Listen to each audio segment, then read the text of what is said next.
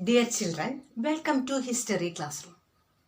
In the previous class, we studied about the French Revolution and Napoleonic Court. What was Napoleonic Court? The Napoleon introduced several reforms in France as well as in Europe. The most important contribution of Napoleon is Napoleonic Court. He abolished all the privileges based on birth, established equality before law, and secured the right to property. He simplified the administrative division in a systematic way.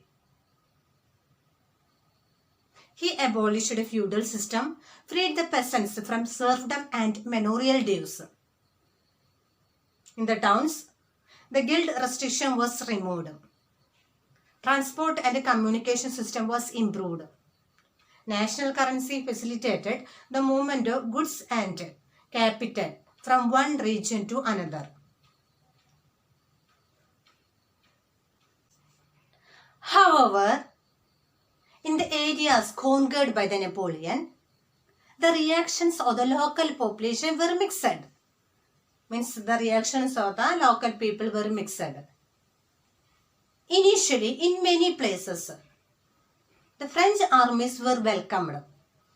But the initial enthusiasm of the people turned to hostility. The people was unwilling to accept the French armies later. Why? I repeat. Initially in many places such as Switzerland and Holland, the cities such as Brussels, Milan, etc., the French armies were welcomed as harbingers of liberty. Those who carry the signals of liberty known as harbingers. But the initial enthusiasm or interest of the people turned to hostility. Why?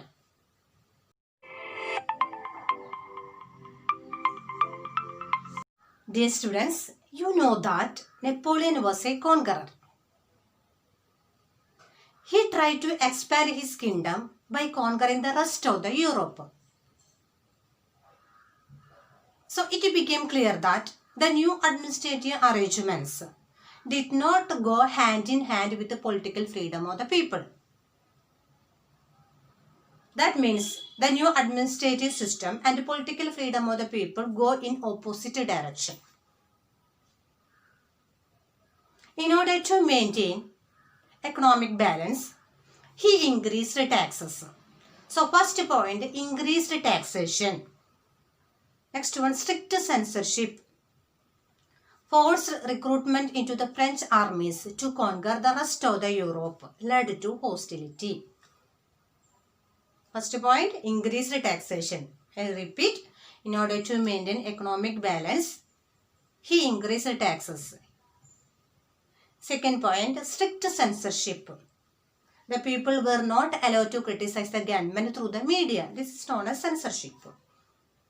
Third point, forced recruitment. The people were forced to recruit the French armies to conquer the rest of the Europe. He wanted to maintain a large army to conquer the rest of the Europe. These are the things led to hostility. Dear children, our next topic is the making of nationalism in Europe. If you look at the map of mid-18th century Europe, you will find that there were no nation states as we know them today. Example, Germany, Italy and Switzerland were divided into kingdoms, duchies and cantons, whose rulers had their own autonomous territories. Duchies means the territory of royal duke. Canton means districts or taluks. But the Eastern and Central Europe were under the control of autocratic monarchies where the diverse people lived. Different kinds of people lived there. They did not have a common culture and identity. They spoke different languages, different ethnic groups, but they have a common emperor. Dear students, my question is that the Habsburg Empire was a patchwork of different regions of Europe. Explain the statement. The Habsburg Empire that ruled over Austria-Hungary was a patchwork of many different regions and people. Austria and Hungary were under the control of Habsburg family. Can you see Austria and Hungary here? It included the Alpine regions of the Tyrol, Austria, Sudetenland, Bohemia, along with the Italian-speaking provinces of Lombardy and Venetia. It included the Alpine regions of Tyrol, Austria, Sudetenland, Bohemia, along with the Italian-speaking provinces of Lombardy and Venetia. Different languages were spoken by the different sections of the society. For example, in Bohemia, the aristocrats, means the rich people, spoke German. But in Galicia, they spoke Polish language.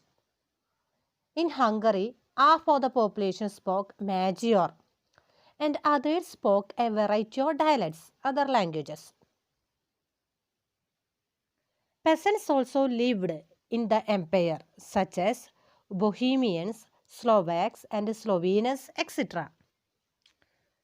These diverse groups together was a common allegiance to the emperor. They have a common emperor. Okay. Dear students, now we studied about the Habsburg Empire. It was a patchwork of different regions of the Europe that ruled over Austria-Hungary. It included the Alpine regions of the Tyrol, Austria, Sudetenland, Bohemia, along with the Italian-speaking provinces of Lombardy and Venetia. Different languages were spoken by the different sections of the society. So, how did nationalism and the idea of nation-state emerge? Nationalism and the idea of nation-state emerged with the culturally and regionally diverse groups of Europe. Who were the culturally and regionally diverse groups of Europe? Middle class, that we studied in grade 9. Okay, due to industrialization. Industrialization means the emergence of industries and transformation of society. There emerged a middle class consisting of businessmen, working professionals, industrialists, laborers, and working class people. These middle class people worked together for the development of the society. Next topic, the aristocrats and the new middle class. What were the different categories of the people lived in Europe in the mid-18th century? Look at the screen. Discuss the social condition of Europe in mid-18th century. The main social groups are the aristocrats, peasants, and the new middle class. First one, aristocrats.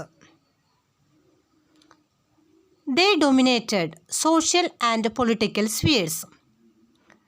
They were united by the common way of life. They followed the common way of life. They owned estates in the countryside and houses in the towns. They were very rich. They spoke French language for the purpose of diplomacy, for getting prestige. So they spoke French language for the purpose of diplomacy. Their families were connected by the tie of marriage. They are numerically less.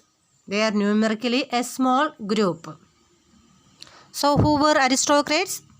Aristocrats dominated social and political spheres. They were united by the common way of life. They owned estates in the countryside and houses in towns. They spoke French language. They are numerically less.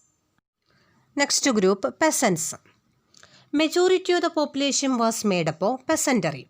Majority of the people were peasants. They were very poor. They were extremely poor. They did not have their own land and they took land for rent.